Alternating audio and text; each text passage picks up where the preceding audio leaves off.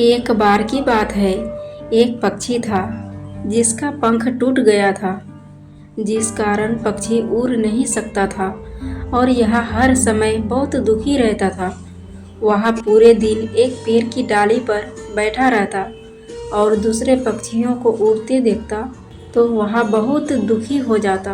एक दिन एक बुद्धिमान बूढ़ा उल्लू उसके पास आया।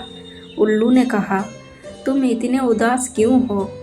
पक्षी ने कहा, मेरा एक पंख टूट गया है और मैं उड़ नहीं सकता। मैं अन्य पक्षियों से अलग हूँ। उल्लू ने कहा, आप अलग नहीं हैं, बस आपका एक पंख टूटा हुआ है, लेकिन आपके पास एक सुंदर दिल है। आप जीवित बचे हैं।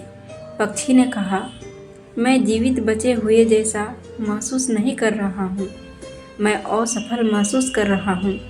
उल्लू ने कहा, आप असफल नहीं हैं, आपको सिर्फ चुनौती दी गई है, लेकिन चुनौतियाँ हमें कमज़ोर नहीं बल्कि मजबूत बनाती है। वे हमें उन चीज़ों की सराहना करने के लिए प्रेरित करती है जो हम कर सकते हैं। चिड़िया ने कहा, मुझे नहीं पता कि ताकतवर कैसे बनना है।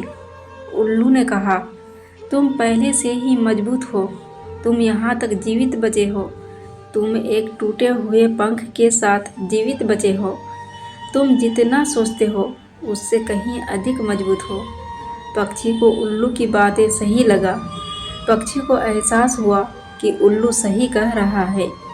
पक्षी ताकतवर था, पक्षी यहाँ तक जीवित बचा था, पक्षी टूटे हुए पंख के साथ बच गया था। वह पक्षी फिर से उड़ने का फैसला किया। वह कई दिनों तक कोशिश करता रहा। पक्षी कितना बार गिरा, लेकिन फिर से कोशिश करने लगता था और वह कभी हार नहीं माना।